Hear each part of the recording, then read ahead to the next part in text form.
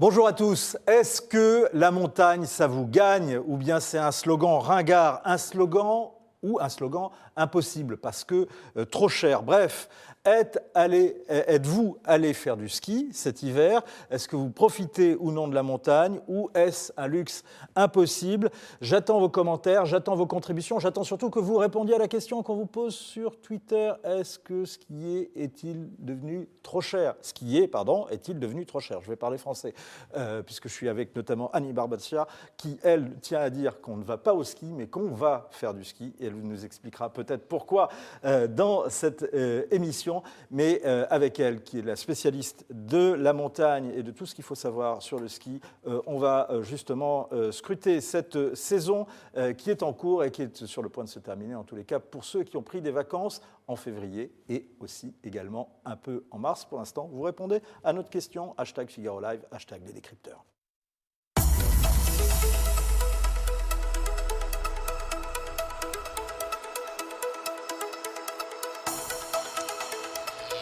Bonjour Annie Barbaccia. Bonjour Vincent. Vous êtes donc là, Annie Barbaccia, donc je la remets, c'est la spécialiste de la montagne au Figaro Magazine.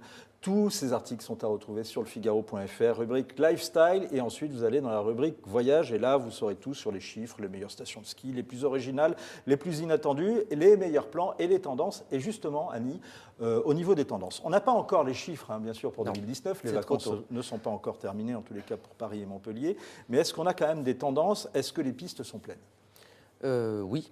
D'après France Montagne, donc, qui est un organisme de promotion qui regroupe une centaine de stations françaises, les principales, il semblerait que cette saison soit, qu'on s'achemine globalement vers une fin de saison meilleure que l'année dernière, légèrement meilleure, avec quand même pour février, enfin les vacances scolaires de février qui se terminent en mars, des résultats similaires à ceux de l'an dernier. Mais globalement, une légère augmentation de la fréquentation. Alors, on va regarder les chiffres de l'an dernier qui étaient donnés par justement cet organisme France Montagne. On parlait donc de 53,8 millions de journées skieurs. Ça signifie peut-être rien, mais ce qui est intéressant, c'est que c'était déjà en augmentation par rapport à l'année précédente. Et là, ce que vous nous dites, c'est qu'on aurait encore une tendance encore à la hausse. Donc les gens continuent d'aller au ski, les Français continuent d'aller au ski. Oui, mais enfin, il faut quand même préciser qu'il y a quelques années, par exemple, là, je crois que c'était en 2013, il y avait plus de journées skieurs. D'accord. Ça ne veut pas dire que ça augmente autant. Vous voyez, c'est par rapport. Ça, tout dépend aussi de la météo. S'il y a un bon enneigement, s'il n'y a pas un bon enneigement, voilà. On avait plus de journées skieurs, c'est-à-dire que soit les gens qui allaient skier allaient plus skier, soit il y avait plus de monde sur les pistes. La journée skieur, en fait, c'est le comptage de combien il y a eu de journées de remontées mécaniques consommées. En fait, ce sont des résultats qui sont donnés par Domaine skiable de France, qui regroupe quasiment toutes les stations, et en tout cas toutes les grandes sociétés qui exploitent les remontées mécaniques, enfin les domaines skiables, soit 230 sociétés dans 250 stations. Voilà. Donc alors, il faut... Ça, c'est pour les... Pardon, je vous coupe. C'est sur les... Donc, c'est pour les stations, pour les grands chiffres. On revient au thème de cette émission, peut-être. C'est l'histoire du coût. Est-ce que le coût augmente? Quand on regarde, en tout cas, le coût d'une semaine, bon, je regardais celui de nos confrères, qui avait dressé nos confrères d'LCI, le chiffre vaut ce qu'il vaut. Mais ce qui montre, c'est quand même que ce sont des coûts élevés. On est à plus de 2 000 € par semaine pour une famille avec 2 enfants, si on va les passer à Tignes, et un peu plus de 1 500 €, un peu plus de 1 700 € si on va passer avec la même famille une semaine au Mont d'Or, au Massif Central. Oui, c'est très cher, notamment pendant les vacances scolaires. Parce que si vous allez skier au mois de janvier, ça vous coûtera moins cher. Et alors, ce qu'il faut savoir pour les vacances scolaires, pourquoi c'est cher? Parce que c'est là qu'il y a du monde, sauf les vacances de printemps. Parce que là, les gens ne vont plus faire de ski. Soit ils n'ont plus les moyens d'y retourner, soit ils se disent qu'il n'y aura peut-être pas de neige au mois d'avril. Et en fait, ces vacances scolaires, je parle pour le ski uniquement, les vacances de printemps sont les vacances scolaires les moins chères. Alors pardon, ce qui est intéressant... Excusez-moi, mais quand je dis moins cher, parce que le poste le plus important, c'est l'hébergement, mais selon le type... C'est pas le forfait, c'est l'hébergement. Ouais, c'est quand même l'hébergement. Enfin, quoique, ça dépend du prix du forfait. Mais en hébergement, c'est 2 à 3 fois moins cher. Ça dépend du type d'hébergement. Ce qu'on observe, enfin, en tout cas, ce dont on a l'impression, ce dont j'ai l'impression, c'est que le coût des forfaits, lui, a largement augmenté ces 20 dernières années. C'est vrai, c'est faux? En 20 ans, oui, forcément, il a augmenté. Mais il n'augmente pas tant que ça d'une année sur l'autre. Alors là, du coup, là, vous me posez une colle parce que c'est le chiffre que je n'ai pas recherché. C'est pas mon intention, mais c'était pas le but. Ce chiffre exact, ce sont les tendances. Il existe ce chiffre, mais du coup, là, je ne l'ai pas recherché. Ce sont les tendances, rassurez-vous, c'est ça qu'on voulait avoir. Juste peut-être une précision, c'est donc ce que vous dites sur le printemps, donc ça vaut le coup d'aller skier au printemps ou ça vaut le coup d'aller à la montagne? C'est-à-dire, ma question c'est, apparemment, donc les prix sont plus intéressants au printemps par contre, est-ce qu'on a encore de la neige à ce moment-là? Alors, le ski de printemps qui commence là, le 21 mars, avec le printemps, en résumé, c'est moins de monde, des jours plus longs, il fait moins froid et c'est moins cher. Après, il faut avoir le choix. Il y a moins de choix, évidemment, parce que plus on avance dans la saison, et plus il y a des stations qui ferment. Et là, je pense notamment à la dernière zone, à la zone C, qui est donc Paris, Créteil, Versailles, Montpellier. Bon, bah, la semaine qui va commencer le 22 avril, après le week-end de Pâques, quoi, cette semaine-là, il n'y aura plus qu'une dizaine de stations ouvertes. Et la dernière semaine, il n'y en aura plus que 2. On peut les citer, Sétigne et Val Thorens, comme ça, s'il y a des intéressés. Val Thorens, la station la plus likée de France. D'ailleurs, c'est ce qu'on apprend sur le Figaro.fr. Ça, c'est un article que vous avez signé. Je reviens à ma question. Est-ce que ça vaut le coup quand même d'aller dans ces stations, pas simplement Sétigne et Val Thorens, mais dans les autres, dans la dizaine de stations? Moi, moi, je suis skieuse, donc pour moi, ça vaut toujours le coup d'aller skier. Mais je pense notamment aux gens qui disent le ski, c'est trop cher. Et à qui je dis souvent, même à des amis, ne va pas en février, parce que les gens qui ont des enfants sont tributaires des vacances scolaires. Je leur dis, allez au printemps. Même pour les familles, peut-être? Mais oui, en plus, comme il fait moins froid, quand on est débutant, ou pour les petits-enfants, c'est quand même plus agréable qu'en plein mois de février. Merci beaucoup pour ces premières précisions. Vous posez vos questions justement à Annie Barbazia. Elle est avec nous jusqu'à 11h50 en plateau. Elle peut répondre à beaucoup de questions sur les meilleurs plans, les meilleures tendances, en tous les cas, ce qu'il faut suivre. Val Thorens, station la plus likée. Donc ça, c'est un de vos derniers articles, ce qu'on apprend sur le Figaro.fr. Et c'est à retrouver donc sur la verticale Voyage du Figaro, qui elle-même à retrouver dans la verticale Lifestyle. Vous allez sur le site du Figaro.fr. Vous voyez lifestyle, ensuite voyage, et vous trouverez tout ce qui concerne le ski et la montagne, et donc tous les articles d'Annie. Merci beaucoup pour ces premières précisions. Il y a d'autres sites, il y a également celui de France Montagne, il y a également les Printemps du ski. Alors, France Montagne, l'intérêt du site, c'est qu'on peut regarder, il y a les dates de fermeture des pistes. Donc, en plus, c'est bien fait, on clique semaine du temps, et on voit où on peut skier jusqu'à la fin. Merci beaucoup Annie pour ces précisions. Alors on parlait des prix, ça c'était l'un des aspects.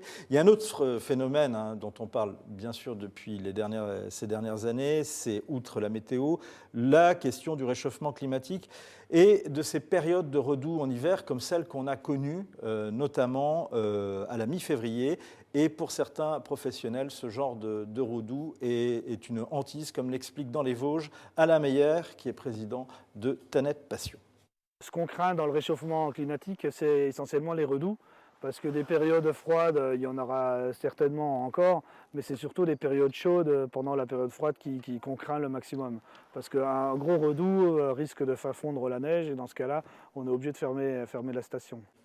Et je salue Sylvie, Nora et Léon qui nous rejoignent sur les forums du Figaro. Vous pouvez également réagir en direct sur le player du Figaro, c'est-à-dire là où vous voyez cette émission sur le site du Figaro. Vous prenez votre clavier, vous cliquez et vous posez vos questions, vous donnez vos commentaires et vous répondez également sur Twitter à la question est-ce que skier en France est-il devenu trop cher?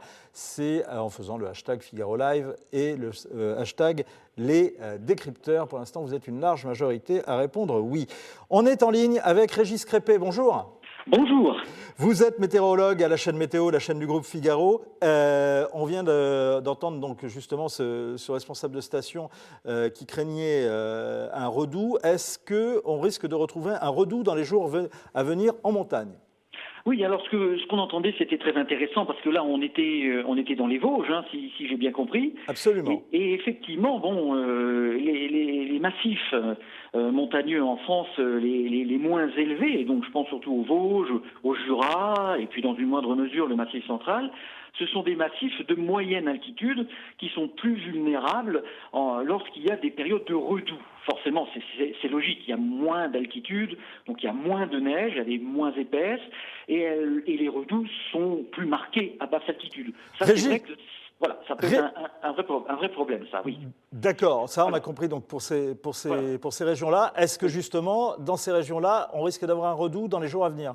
Alors justement, là j'aurais plutôt une bonne nouvelle justement. Là le redout, on vient de le connaître notamment hier parce qu'on a eu un gros coup de vent du sud et on sait que le vent du sud en montagne c'est particulièrement mauvais pour la neige, ça rabote, ça la fait fondre.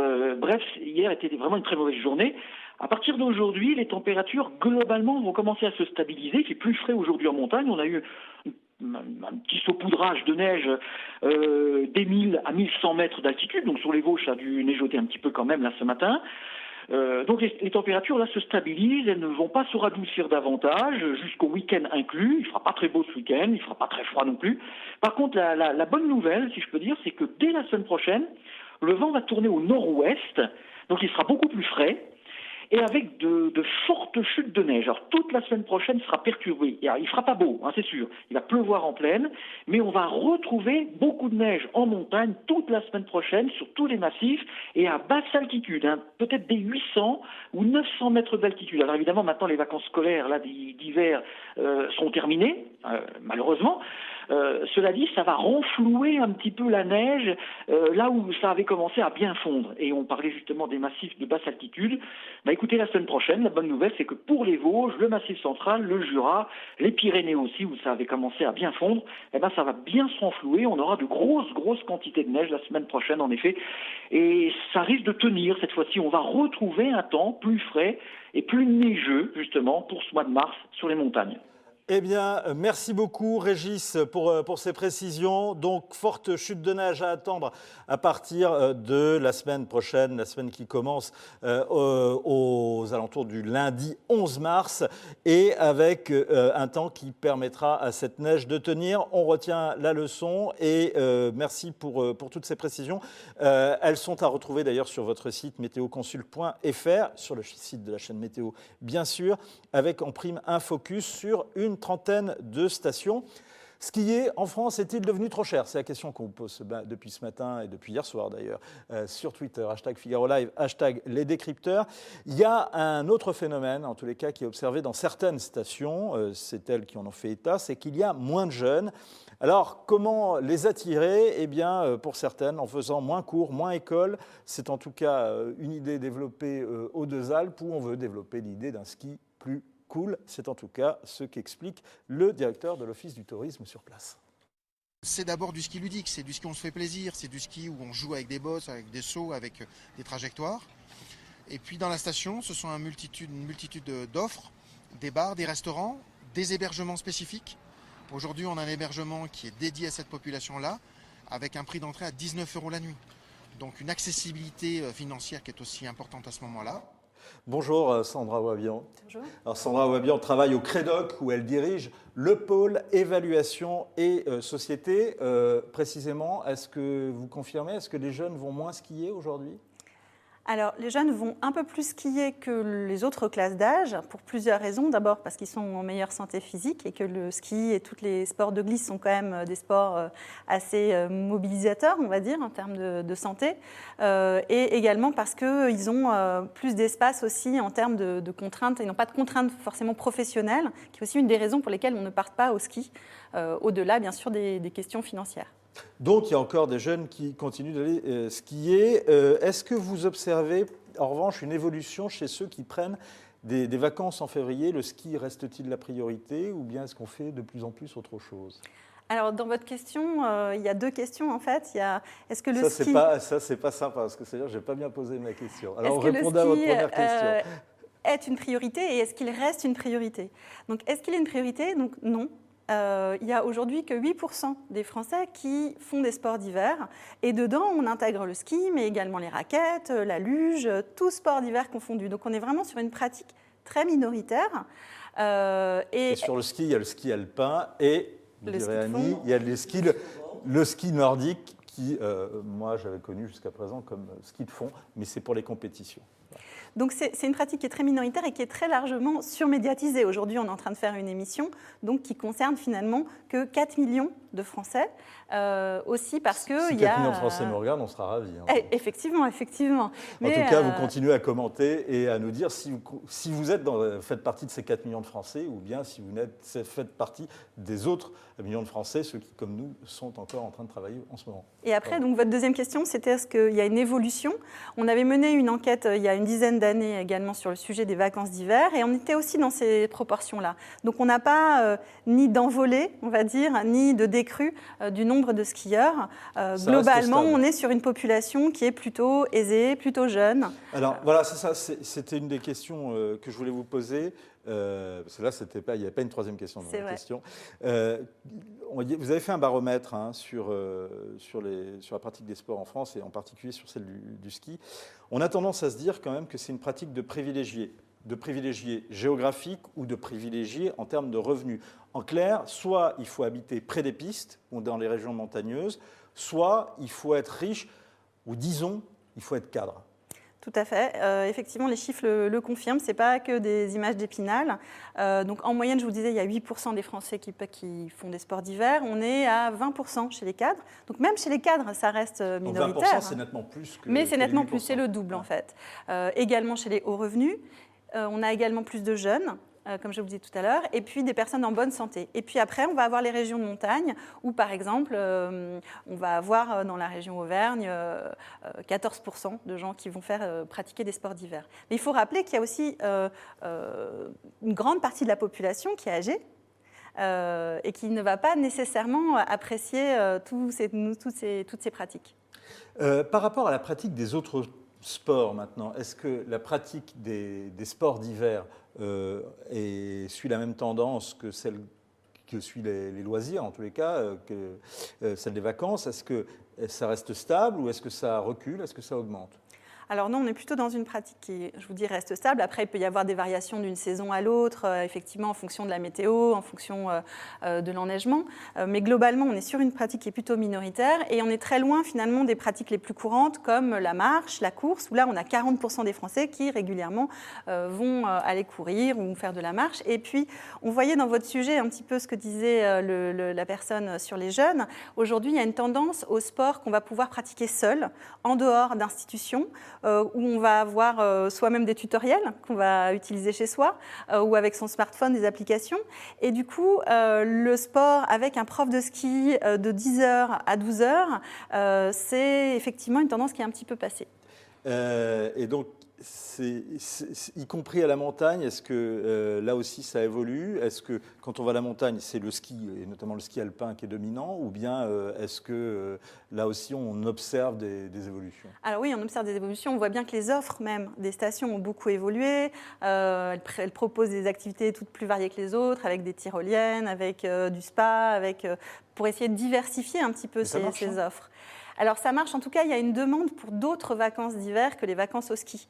À la fois parce que ça coûte très cher, à la montagne, mais partout en France en fait. C'est-à-dire qu'il y a une économie qui s'est construite autour du ski, mais les gens ont envie de partir en vacances et partir au ski, ça coûte cher, il faut être en bonne santé, avoir une bonne forme physique, il faut être capable de l'organiser. Il y a beaucoup quand même de contraintes. Je repose ma question, est-ce qu'il y a une demande pour qu'il y ait une évolution dans les offres qui sont à la montagne, ou là, ce que vous êtes en train de me dire, c'était ma question tout à l'heure, est-ce qu'il y a une demande très forte aujourd'hui pour partir en vacances ailleurs qu'à la montagne en février? Alors oui, il y a une demande très forte pour partir ailleurs, et notamment avec tout le développement des low cost.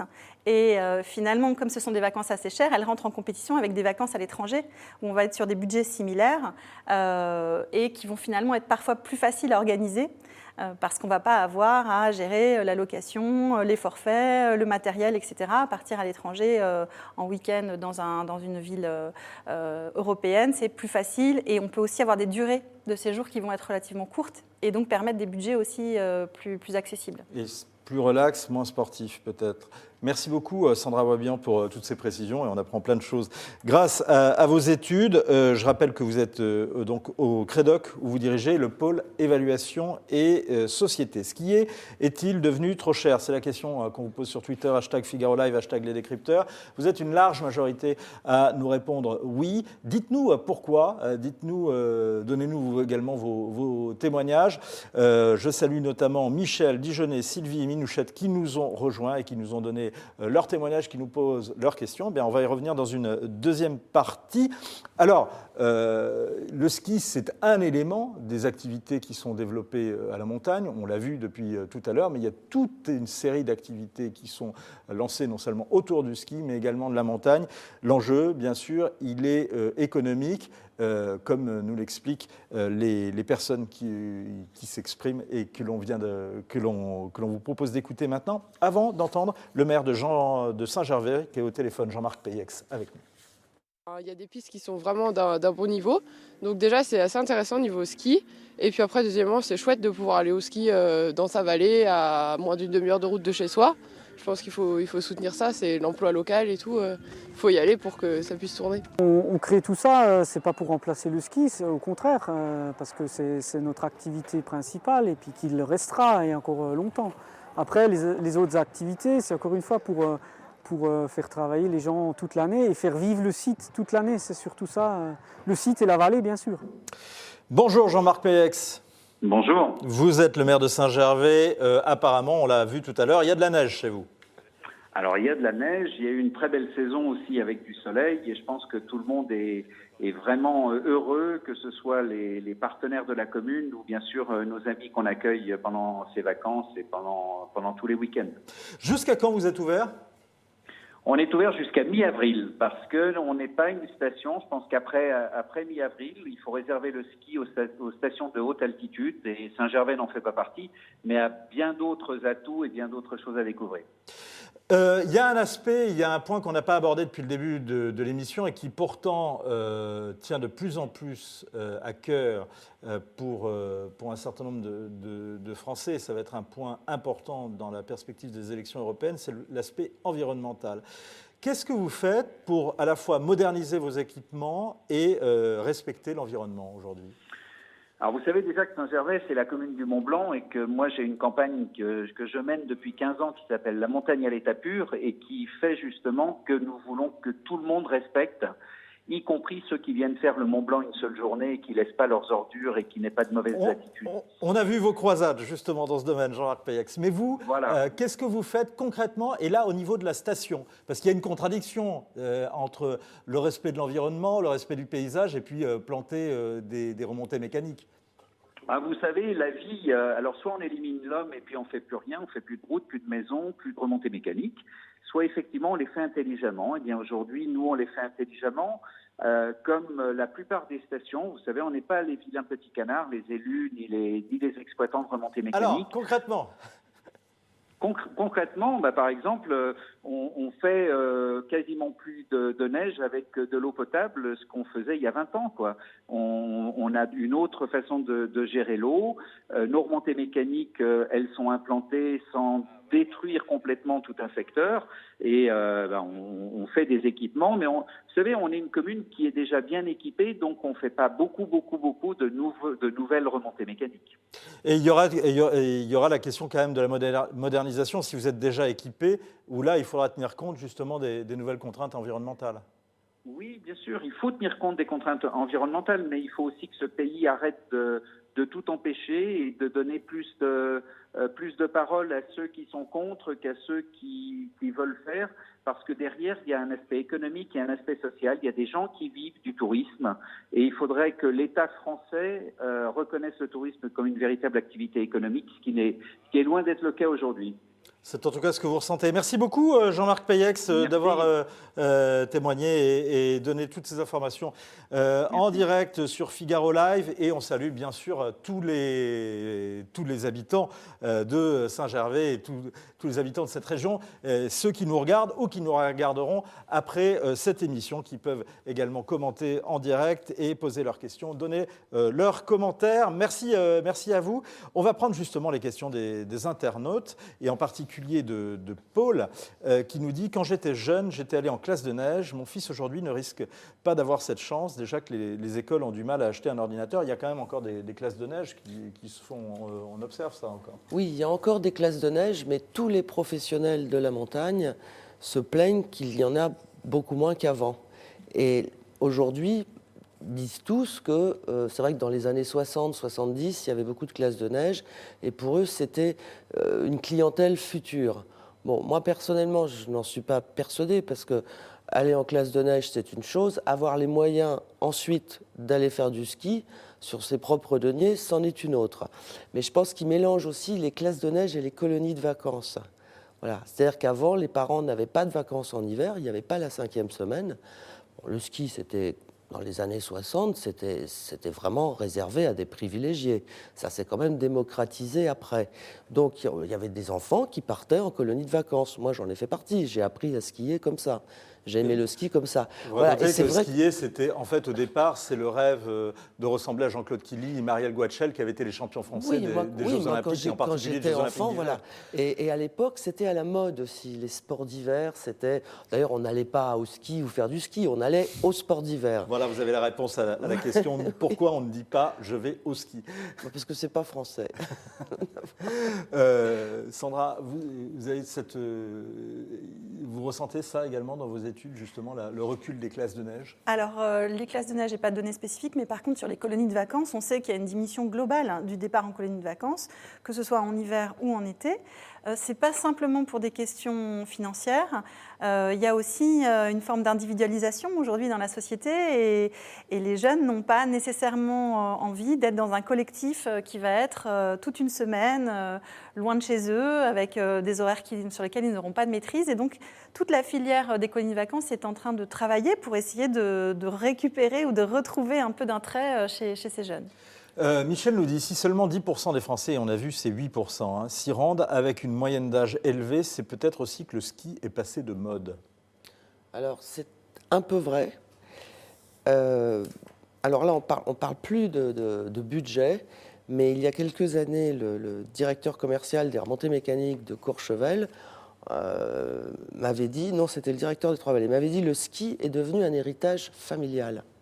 C'est-à-dire que les enfants ou petits-enfants de gens qui skiaient dans les années 60 vont continuer à y aller, ou du moins vont faire le maximum pour continuer à y aller, parce que parfois, ils ne peuvent plus non plus pour des raisons financières. Alors que les autres sont attirés par d'autres destinations, d'autres vacances, d'autres styles de vacances.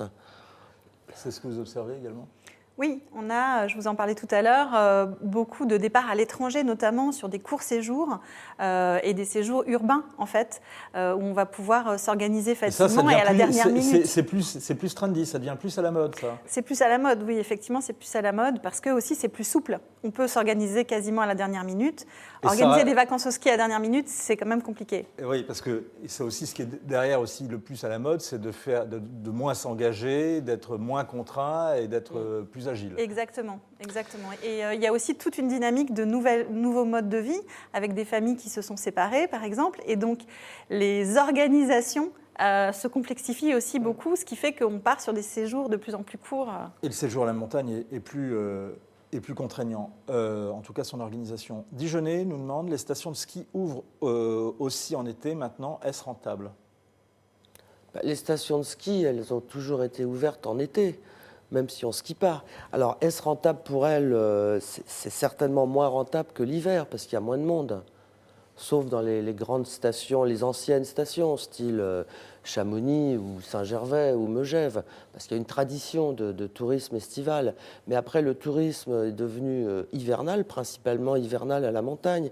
Et maintenant, on essaye de doper à nouveau la fréquentation estivale des stations. Juste, puisqu'on parle de l'été, et j'aurais peut-être une question à vous poser justement sur les pratiques en été à la montagne, mais la question du réchauffement climatique, on l'a un peu abordé tout à l'heure. Est-ce que les stations de ski françaises anticipent, est-ce qu'elles anticipent quelque chose par rapport à ça? Est-ce qu'elles craignent justement le réchauffement climatique? Est-ce que ça peut avoir un impact sur certaines d'entre elles? Alors ça peut avoir un impact en effet sur les stations les plus basses. Alors elles anticipent, oui. Il y a Vosges, Massif Central, certaines stations des Pyrénées. Pas forcément, parce que il y a des régions, par exemple dans le Jura, il y a plus de neige, je veux dire un truc en février, il peut y avoir plus de neige à 1000 mètres que dans les Alpes du Sud. Vous voyez, c'est plus continental comme climat. Enfin ça, les météorologues l'expliqueraient mieux que moi. Est-ce qu'elles anticipent? Oui, parce qu'il y a tout le développement de la neige de culture. Maintenant, en arriver à avoir juste une bande blanche pour faire du ski et le reste tout vert à côté. Donc il y a une alternative qui risque de se produire. Soit on fait de la neige, du canon à neige, soit on ferme la station. Non, mais je pense qu'on n'en est plus là. Enfin, on n'en est pas encore là. Je veux dire, il y a encore de la neige. Et alors qu'il y a des hivers qui sont meilleurs que d'autres, mais des hivers sans neige, il y en a eu dans les années 60, il y en a eu dans les années 70. Ce qu'il y a, c'est que... Est-ce qu'il risque d'y en avoir plus? C'est ça la question. Enfin, moi, je ne sais pas. J'aurais eu tendance à dire oui il y a quelques années, parce qu'il y a eu quand même des problèmes d'enneigement. Puis là, depuis l'année dernière, ça va quand même beaucoup mieux. Donc... je ne sais pas. Pour revenir à l'histoire de la montagne l'été et la question que nous posait Dijonais, donc est-ce qu'il y a également un regain d'intérêt pour la montagne l'été? Alors, la montagne l'été, ce n'est pas la première destination. La première destination, c'est quand même la mer. Ensuite, il y a l'urbain, la campagne. Mais il y a un intérêt, notamment parce qu'il peut y avoir un certain nombre là, de loisirs qui peuvent se faire gratuitement, assez facilement. On peut marcher, faire des randonnées, c'est assez facile à organiser. Et donc là, il y a un intérêt aussi d'être un peu plus proche de la nature, d'avoir un peu moins de monde aussi autour de soi, qui fait que la montagne, de mon point de vue, a un intérêt économique à développer ces vacances d'été. Plus ou moins cher, c'est surtout, nous dit Sylvie, l'enneigement qui a baissé. Ben non, pas ces dernières années, d'après ce que vous nous dites. Non, mais en chute cumulée, il y a moins de neige qu'il n'y en avait, par exemple, en 1950 ou 1960. Ça, c'est certain. Mais il faut, vous savez, pour skier, tout dépend du terrain qu'il y a sous la neige. Si vous êtes sur des alpages, 15 cm de neige, ça suffit pour skier sans problème. Si c'est du caillou, du rocher, là, évidemment, il en faut beaucoup plus. Autre témoignage, une Minouchette nous dit « Nous avons fait avec les enfants des séjours à la neige en caravane à Serre-Chevalier, donc c'est peu coûteux ». Donc ça reprend la question du logement que vous Alors, disiez. ça existe, les caravanèges, il n'y en a pas partout, bien sûr, mais ça existe. De même qu'il y a des campings de neige qui se développent, c'est-à-dire des campings qui étaient ouverts l'été, qui maintenant sont ouverts l'hiver, parce qu'il y a le chauffage, c'est pas encore très, très développé, mais oui, ça existe. Une pratique aussi qu'on observe, ça? Alors, dans les types d'hébergements, effectivement, les hébergements en dur, dans les campings, se développent, même l'été, en fait, puisque ce sont des hébergements qui sont un peu intermédiaires au niveau financier, qui vont permettre de faire des économies, mais également d'aller découvrir des nouvelles régions. Eric nous dit « Le ski reste dangereux. Je me suis fait les croisés, je boite encore. » Et on a eu un de nos confrères, d'ailleurs, qui a eu son épouse qui s'est fait une fracture du genou. Il y a aussi ça qui joue, hein, nous disait tout à l'heure Sandra. C'est qu'il faut quand même faut avoir l'organisme pour. Oui, et je crois aussi que, justement, parce que Sandra disait que le ski a moins de succès auprès des jeunes parce qu'ils veulent pas être encadrés et tout. Je pense que tout sport a besoin d'un encadrement. Un sport, ça s'apprend. Et il y avait, jusqu'à il y a quelques années, un slogan publicitaire de l'ESF, l'école de ski français, qui disait « Le plaisir, ça s'apprend ». Et c'est vrai que plus on a de techniques, moins on risque. Alors, bien sûr, hein, tous les champions se sont fait 5 fois les genoux, etc. Mais pour un skieur de loisir, plus on a de technique et moins on risque l'accident. Ceci dit, votre remarque est, je trouve très intéressante. sur ce problème qui raconte aussi une évolution de l'époque, le problème de la contrainte, c'est que par rapport à ça, on veut être moins contraint, donc on veut moins apprendre aujourd'hui. Oui, ou alors on veut apprendre beaucoup plus vite. Mais bon, alors c'est vrai qu'on apprend le ski beaucoup plus vite aujourd'hui parce que les pistes sont beaucoup mieux préparées, le matériel est beaucoup plus maniable qu'avant. Ça va beaucoup plus vite. L'incendie à Courchevel a-t-il impacté, nous demande Tom, le tourisme dans cette station si connue? Alors ça, je ne sais pas. Est-ce qu'en tout cas il y avait une crainte à Courchevel que ça puisse nuire à l'image de Courchevel? Forcément, parce qu'une catastrophe, ça nuit toujours à l'image d'un site touristique, forcément. Et est-ce que ça n'a pas relancé justement un débat sur le problème de la vétusté de certaines installations et un peu ringardiser les images? Regardiser les images de quoi? L'image de ces stations. Parce que toute la polémique autour de Courchevel était non seulement, bien sûr, c'était l'incendie, c'est les problèmes de sécurité, mais c'est aussi parce que les installations n'avaient pas été renouvelées. C'est pour ça qu'on posait la question à Jean-Marc Payex, là, en l'occurrence pour Saint-Gervais tout à l'heure. J'ai lu que le bâtiment qui a brûlé devait en fait être détruit. Voilà. Donc, pour l'instant, en tout cas, c'est trop tôt pour savoir ça. Il y a une dernière question, avant qu'on se quitte, que je voulais préciser avec vous. Sur les pistes, c'est quand même majoritairement, c'est des Français encore qui vont skier en France. Oui, il y a 70% de Français, 30% d'étrangers. Et est-ce que ce ratio a évolué ces dernières années? Est-ce qu'il y a de plus en plus d'étrangers ou bien est-ce que là aussi c'est resté stable? Je pense que oui, depuis 20 ans, ça a évolué parce que les stations font quand même beaucoup de promotions à l'étranger, enfin, notamment les organismes style France Montagne. Et puis on essaye de démarcher des pays émergents, je veux dire comme la Chine, bien sûr, hein, parce que là c'est pour tout le monde, pour tout le tourisme dans le monde entier d'ailleurs. Il y a de plus en plus de Brésiliens aussi. Il y a des Israéliens. Enfin, ça, c'est une clientèle qu'on ne voyait pas systématiquement il y a encore 15 ans. Ce sont les deux Alpes. Hein. Ce sont les Alpes qui sont archi-dominantes aujourd'hui sur le marché, si j'ose dire. Oui, parce qu'en offre, là, je parle d'étendue de domaines skiables. Déjà, rien que Savoie-Haute-Savoie, ça représente, je crois, 70 ou 80%. Voilà, donc les Alpes dominent. Une dernière peut-être question pour vous, Sandra Webian. Est-ce qu'on observe une attraction des Français pour aller skier à l'étranger également ou pas?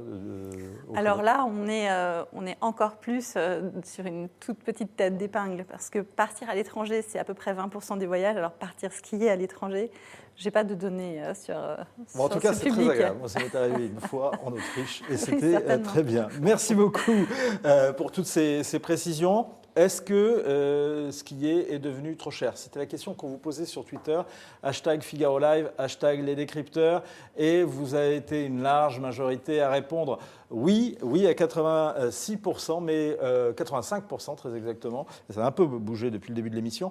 Peut-être qu'on vous a donné d'autres indications qui peut-être relativisent en tout cas cette idée. Merci pour vos témoignages, merci pour vos commentaires, merci pour vos questions. Merci Annie, merci Sandra d'avoir été avec nous pour répondre aux questions des internautes et aux questions qu'on se pose également sur ces séjours à la montagne. On continue sur Figaro Live, pardon, je cherchais, je me trompais dans les pages. Dans un instant, vous retrouvez le talk avec Yves Tréhard qui reçoit la députée MoDem de Paris et présidente de la Commission des Affaires étrangères à l'Assemblée, Marielle de Sarney. À 13h30, on va aller aux États-Unis avec Philippe Gély, notre correspondant sur place, et Renaud Toffier, ici à Paris, pour faire un coup de projecteur sur le début de la campagne pour les démocrates aux États-Unis en vue de la présidentielle, de la revanche dont ils rêvent en tous les cas en 2020. Et puis ce soir, point de vue, débat sur l'actualité autour de Marie-Amélie Lombard-Lathune, ici même dans ce studio. Vous pouvez continuer à regarder, à commenter cette émission, bien sûr, si vous la retrouvez sur Figaro Live, et si vous la retrouvez également sur YouTube. Et si vous vous nous regardez sur YouTube, eh bien, merci de liker, en tous les cas, de cliquer sur le pouce levé si vous avez apprécié cette émission. Et venez avec nous commenter et débattre. Rendez-vous tous les jours en direct à 11h11. C'est sur le Figaro.fr et bien sûr sur Figaro Live.